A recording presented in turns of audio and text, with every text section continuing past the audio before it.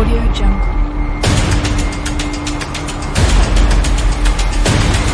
Audio Jungle.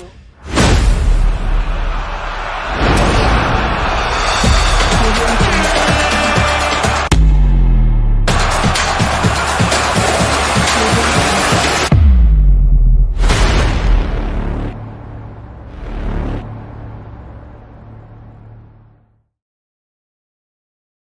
Les amis, bienvenue dans cette nouvelle vidéo sur ma chaîne Lamindowski. On va faire un petit débrief du match Espagne-Croatie. On va aussi parler du match Hongrie-Suisse et l'Italie-Albanie. Avant tout d'abord, je vous demande encore une fois de vous abonner, activer la cloche de notification pour ne rien rater des prochaines vidéos.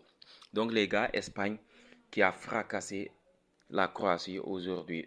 Personne ne s'attendait à un tel score, surtout vu la physionomie du match. Pourtant, les 25 premières minutes, il y avait pas de rythme, il y avait les deux équipes se regarder. Les deux équipes ne voulaient pas prendre, aucune équipe ne voulait pas prendre de risque. Les 25 premières minutes, il n'y avait pas d'occasion, il n'y avait pas de folie en fait, jusqu'à l'ouverture du score d'Alvaro Morata, le capitaine de l'Espagne, qui a frappé d'entrée, donc qui a permis à l'Espagne de dérouler sur une magnifique passe de Fabian Ruiz. Fabian Ruiz qui a fait une top performance. D'ailleurs, c'est lui qui est élu l'homme du match. Donc, l'Espagne qui a joué verticalement avec des transitions rapides. On l'a vu aussi sur le deuxième but. Deux passes, Pedri qui fait une remise pour Fabian Ruiz. Fabian Ruiz qui a automatiquement changé d'aile, c'est-à-dire une longue passe pour Lamine Yamal. Lamine Yamal qui a sorti sa magie, qui nous a ébloui aujourd'hui. Pourtant, ce n'est pas le meilleur match de Lamine Yamal depuis le début de la saison, mais aujourd'hui, il a fait une top performance aussi. À un joueur de 16 ans, il n'a que 16 piges, les gars. C'est le plus jeune joueur à disputer une compétition de l'Euro. C'est le plus jeune joueur à disputer l'Euro au duo de ses 16 ans. Donc c'est un record. Et c'est le plus jeune joueur aussi à faire une passe décisive dans une compétition comme l'Euro. Lamine Yamal qui a décalé pour Pedri. Pedri qui a aussi décalé pour Fabian Ruiz. Et Fabian Ruiz s'est transformé en Ronaldinho Prime, en humiliant ses adversaires, en les mystifiant. Et une frappe du pied gauche. Le troisième but de l'Espagne aussi vient de Lamine Yamal qui a mystifié aussi ses défenseurs et qui a fait une passe millimétrée sur Carvajal. Donc un Barcelonais qui fait une passe décisive à un Madrilène. C'est sympa en fait. Donc Carvajal qui a marqué un but, qui a fait une top performance. Un très bon match de la part de Carvajal. Donc on se dit que est-ce que la Croatie ne va pas rentrer avec une valise. Donc en deuxième mi-temps, l'Espagne a continué à presser haut, à récupérer des ballons, à avoir des occasions. On l'a vu sur l'occasion de Lamine Yamal, mais le gardien a sorti une parade magnifique. Donc à la 55e minute, Lamine Yamal aussi nous a régalé, à illuminer les stades. Franchement, avec une percée. Il a fumé Vardiol. Vardiol qui joue à Manchester City, un top défenseur. Vardiol qui a fait une saison incroyable. Et Lamine Yamal qui l'a défoncé aujourd'hui, qui l'a mystifié, qui lui a fait passer une sale soirée aujourd'hui. C'est incroyable de voir un jeune de 16 ans qui détruit des pères de famille. Lamine Yamal, s'il n'est pas blessé, il sera un très grand joueur. Franchement, le mec, il a un talent de fou. À 16 ans, il est en train de ruiner des pères de famille, de jouer comme un joueur, en fait, comme un joueur de 26 ans, alors qu'il a 10 ans de moins. Donc franchement, l'Espagne qui déroule, l'Espagne qui fait une top d'entrée. Il y a aussi certains joueurs qui ont fait un bon match aujourd'hui, à l'image de Rodri qui était à la récupération, qui distribuait les ballons à ses adversaires. Oui, Rodri qui a fait un bon match plutôt. Il y a aussi Carvajal qui a marqué aujourd'hui, franchement. Carvajal qui a été solide aussi. Oui, même les deux latéraux, en fait. Cucurella, que je ne m'attendais pas qu'il soit titulaire.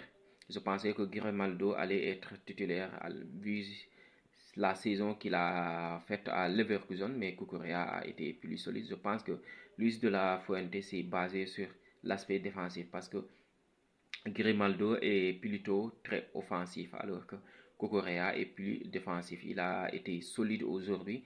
Il y a aussi Alvaro Morata qui a fait son match, franchement, qui a marqué son but et qui s'est malheureusement blessé. Rodri aussi est sorti sur blessure. Donc, je ne pense pas qu'elle soit la blessure, qu'elle soit très grave pour Rodri. Le paradoxe, c'est que je n'ai pas vu la Croatie très mauvaise comme l'a été l'Écosse hier contre l'Allemagne. La Croatie a eu des occasions, ils ont même obtenu un penalty, mais ils l'ont raté aussi, ils ont raté tout aujourd'hui.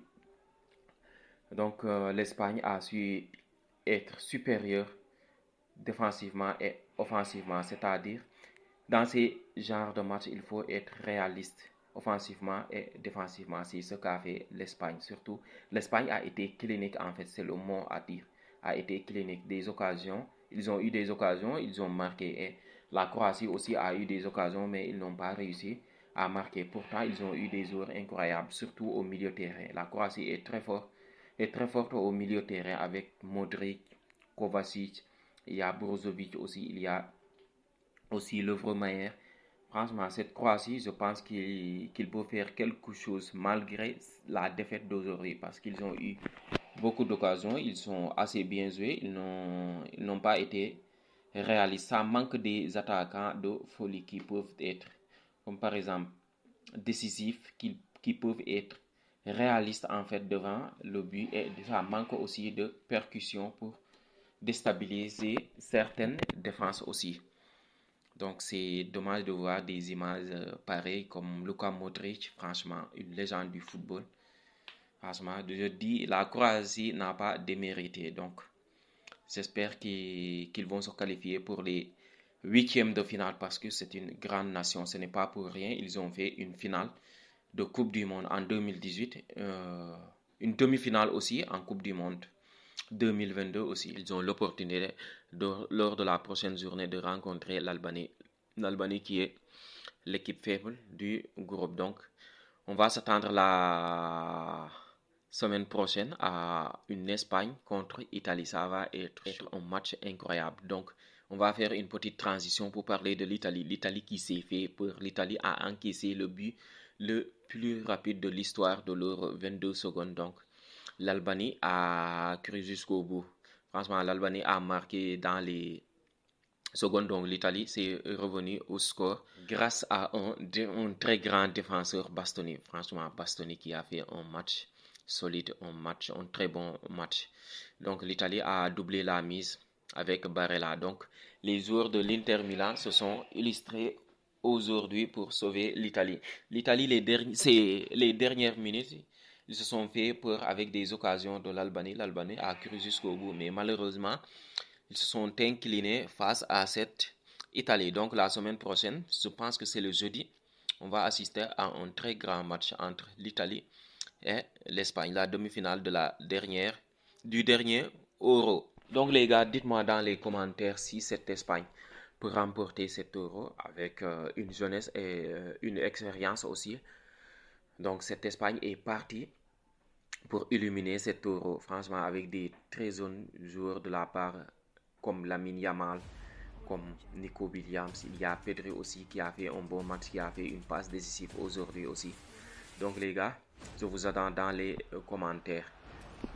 Donc je vous dis bonne nuit et prenez soin de vous les gars.